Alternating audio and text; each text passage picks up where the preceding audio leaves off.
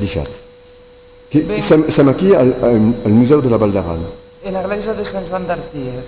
La exposició que avui actualment se titula Aran, Clavi i Regne, la defensa d'un país. La exposició, la introducció, on es parla de les primeres civilitzacions antigues documentades en la Val d'Aran, com era l'època de l'edat de bronze, paleocristiana i època romana. I d'aquí vam ensaujar a l'edat mitja, i pendent l'edat mitja vers l'exposició substitut des del punt de vista estratègic de la Val d'Aran.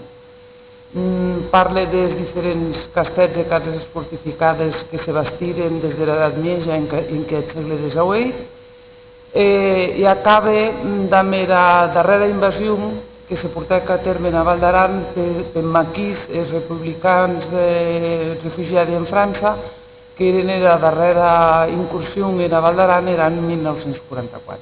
Donc és una exposició que se demana en anglès a Arties. On pot situar geogràficament Arties en la Val d'Aran?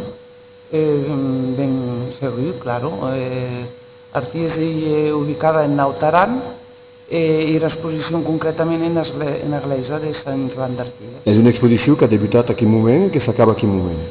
Debuta aquest dia 21 de juny i durarà quasi bé un any, fins 15 de juny, penso que 15 de juny de l'any que ve. A priori era destinat a quin públic? Els escolars, els turistes? En general, entre tutti, o sigui, la història de la Val d'Aran és una història en final desconeguda, la Val d'Aran se coneix des d'alta vessant, com el turisme, per exemple, donc se tracta de dar a conèixer en final a alt nivell la història de la Val d'Aran. A la vegada el públic interessat, jo penso que hi disparia, que pot anar des dels escolars als turistes, a la gent del país que són força interessats, precisament per aquella desconeixença que fins ara hi ha hagut aquest tema. És una exposició en 3 llengües? Efectivament, els panels se presenten en trilingüe, en 3 llengües, en l'aranès, el català i l'espanyol. És costumier que el Museu de la Val d'Aran faci exposició en 3 llengües?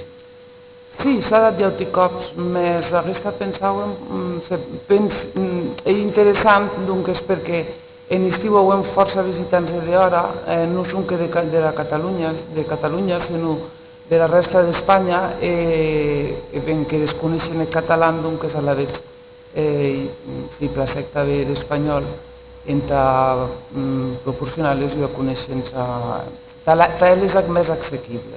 He també remarcat la presència en auto de l'emplec de l'aranès, de l'occità de la Val d'Aran. Ben sûr, era que més divergeix perquè les lletres són més grans i era de l'occità, i la nostra llengua. Veieu que la qüestió serà un poc extraordinària, però jo soy de Toulouse. En general, la llengua primera és la llengua francesa o la llengua anglesa, i abbiamo pas la costumbre di vedere la lingua occitana valorizzata da questa maniera. Trobat-se una cosa normale, m'immagino. Ben, nosaltres no estonebrim perquè nosaltres l'aranès i l'occità l'hem parlat tot temps. Res ens ha impedit més de parlar-lo. Se ven fins l'any 1990 que es deia de manera més popular, no? O sigui, la llengua no era normalitzada, hi havia moltes influències de castellà i català, més ara que normalitzada, doncs és la llengua per excel·lència en Aran, no? És la llengua que parla tots els aranesos. Donc és una exposició gratuïta que ha debutat el mes de juny. Sí, i d'entrada lliure. I aquí som en setembre. Quants de visitants han passat per veure aquesta exposició? Doncs n'hauran passat vora de 1.600 en aquests 2 mesos. Estem contents, l'afluència ha estat, tenint en compte que era saison, tots se queixen enguany que no hi ha massa bona. Jo penso que l'afluència de l'exposició d'Arties ha estat la bona. Alors, què diré als internautes? Que a Arties hi ha la possibilitat de restaurar i de logement per a visitar l'exposició. Sí. Tot és perfecte aquí per a acollir. Sí, hi ha diversos hotels, hostals, cases de turisme rural, doncs no hi ha cap problema.